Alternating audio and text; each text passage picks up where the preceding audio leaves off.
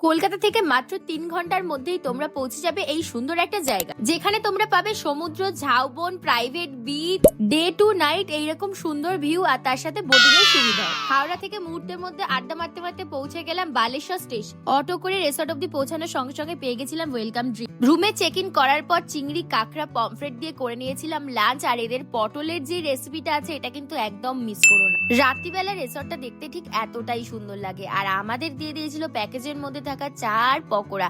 আর তোমরা পয়সা দিয়ে চাইলে করে নিতে পারো বারবিকিউ। ডিনারে তোমরা পেয়ে যাবে রুটির সাথে চিকেন কষা আর তার সাথে মিক্স ভেজ।